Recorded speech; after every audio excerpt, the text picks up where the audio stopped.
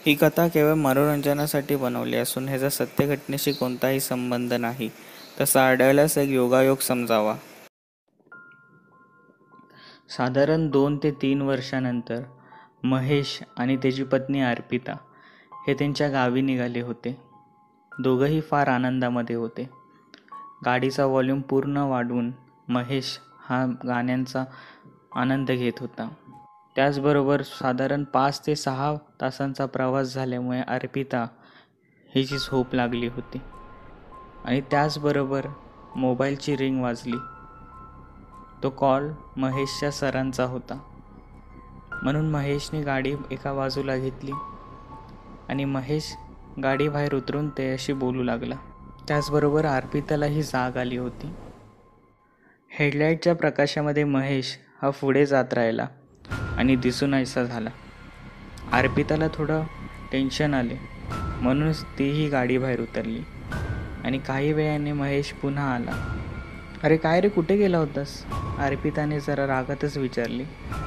त्याचबरोबर महेशने सांगितले, अगं काही नाही गं, बॉसचा कॉल आल्यामुळे मी थोडं पुढे चालत कधी गेलो हे मलाही कळाले नाही. आणि त्याचबरोबर महेश हा गाडीत बसून गाडी चालवू लागला. अगदी 2च मिनिटाने त्यांना एक वळण दिसले. त्याचबरोबर अर्पिता घाबरतच बोलली, माहिती आहे ना आई काय बोलले, त्या वळणाकडे चुकूनही जाऊ नका. त्याचबरोबर महेशही बोलला, हो माहिती आहे. पण न जाणे काय माहीत, महेशने त्या वळणावरूनच गाडी घेतली आणि अर्पिता रागातच बोलली, अरे तुला काही समजतं की नाही, आईने सांगितलं होतं ना इथून येऊ नका. आणि त्याचबरोबर महेशही रागत बोलला, मला माहिती आहे मी काय करतोय, तू शांत बस. अर्पिताला फार भीती वाटत होती, म्हणून अर्पिता जरा शांतच बसली. त्याचबरोबर थोड्या वेळाने घरी येताच आईने दोघांचंही स्वागत केले. थोड्या वेळाने जेवण वगैरे सर्व उरकले. तसे महेशच्या बाबांनी त्याला विचारले, अरे महेश, एवढ्या वेगवान गाडी का आणली? तुम्ही अर्धा तास लवकर आलात. तसं महेश जे बोलला ते अनपेक्षित होतं. आलोय ना, आता शांत राहा. आणि महेश रागारागात त्याच्या रूममध्ये गेला. तसं बाबांनी अर्पिताला विचारलं, झालंय काय ह्याला? तसं अर्पिताने उत्तर दिलं, कदाचित प्रवासामुळे ते थकले असतील, आणि ह्या विषयाची टाळाटाळ केली. साधारण 2-3 दिवस झाले असतील. महेश हा गावात फिरत नव्हता, घरीच बसून होता. सगळ्यांना आश्चर्य वाटत होतं, कारण की महेश गावी येताच सगळ्यांना भेटायला जात असे आणि त्याचे मित्र महेशला भेटायला आले. तसे महेशने त्यांना भेटण्यास नकार दिला आणि थोड्या दिवसांनी महेशला ताप भरू लागला. आईबापांना चिंता वाटू लागली. तसे डॉक्टरांनाही बोलवले, पण त्याचा काय फरक पडत नव्हता. साधारण एका रात्री 2 ते 3 वाजले असतील. अर्पिताला जाग आली. तसं महेश त्या कमरामध्ये नव्हता. अर्पिताला फार चिंता वाटली, म्हणून अर्पिताने आईबापांना हे प्रकार सांगितला. तसे आईबापा महेशला शोधू लागले आणि बाहेर येताच जे बघितले ते धक्कादायक होते. महेशची गाडी त्या जागेवर नव्हती. तसेच बाजूच्या गावकऱ्यांना बोलवून ते महेशला शोधायला लागले आणि तेवढ्यात एका गावकऱ्याने सांगितलं, महेश त्या वळणाजवळ आहे. आणि तसंच सगळ्यांना फार भीती वाटू लागली. आई बाबा आणि गावकऱ्यांनी लवकरच धावून महेशला घरी आणले आणि घरी महेशला फार ओरडू लागले, तुला काही समजतं की नाही, त्या वळणाजवळ जायची गरज काय होती, तुला एवढी कसली घाई, नक्की झालं काय? आणि महेश शांत होता. महेश काहीच बोलत नव्हता आणि त्याच वेळेला महेश बेशुद्ध झाला.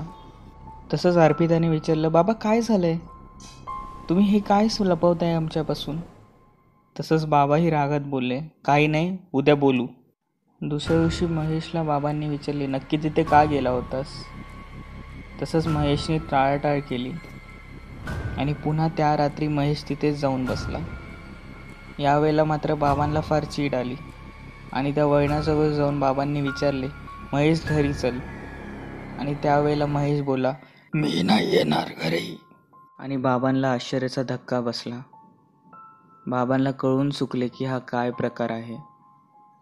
तसंच बाबांनी गावकऱ्यांना बोलवून महेशचे हात पाय बांधून महेशला घरी आणले आणि अर्पिता विचारू लागली, बाबा हा काय प्रकार आहे? महेश असं का बोलत आहे? तसंच बाबांनी सांगायला सुरू केलं. साधारण 10 ते 12 वर्षापूर्वीची ही गोष्ट असेल. प्रणय त्याच्या शहरातलं काम संपवून घरी येत होता. त्याच वेळेला अंधारामध्ये त्याला वळण दिसले. गाडी बंद पडल्याने त्याने गावी चालत जाण्याचा निर्णय घेतला.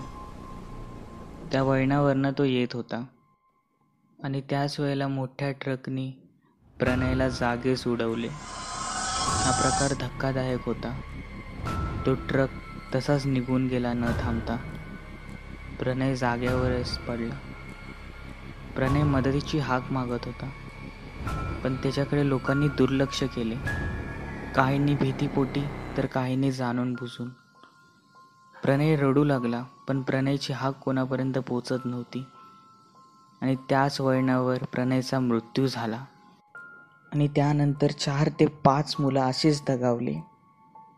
आणि प्रणय असंच बोलतो की माझ्या मदतीला कोणी नाही आले तर मी का तुमची मदत करू. प्रणयची आत्मा अजूनही तिथेच आहे. आणि अर्पिताला कळून चुकले की हा काय प्रकार आहे. अर्पितालाही फार भीती वाटली.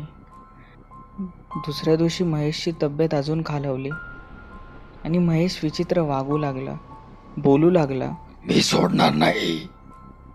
अर्पिताला कळून चुकले की आता महेशचं जगणं फार कठीण आहे. महेशचा ताप दिवसेंदिवस वाढतच होता. त्याच वेळेला सर्व गावकऱ्यांना एकत्र करून असे कळले की त्या जागेवर म्हणजेच त्या वळणावर एक लहान पूजा घालावी, जेणेकरून प्रणयच्या आत्म्याला शांती भेटेल. दुसरीकडे महेशची तब्येत अजून खालवत होती. फक्त आता मृत्यू होणार ही बातमी समजायची बाकी होती. आणि त्याच वेळेला महेशच्या बाबांनी त्या वळणावर एक लहानशी पूजा घातली आणि प्रणयच्या आत्म्याला शांती भेटो ही प्रार्थना केली. आणि दुसरीकडे महेशचा मृत्यू झाला. काही दिवसांनी समजले की प्रणयची आत्मा आता तिथे कोणालाही त्रास देत नाही आणि त्या रस्त्यावरून म्हणजेच त्या वळणावरून कोणीही येऊ जाऊ करू शकतं. पण या बदल्यात महेशचे प्राण गेले. तर मित्रांनो, ही कथा तुम्हाला कशी वाटली नक्की सांगा. चॅनलला लाईक आणि सबस्क्राईब जरूर करा.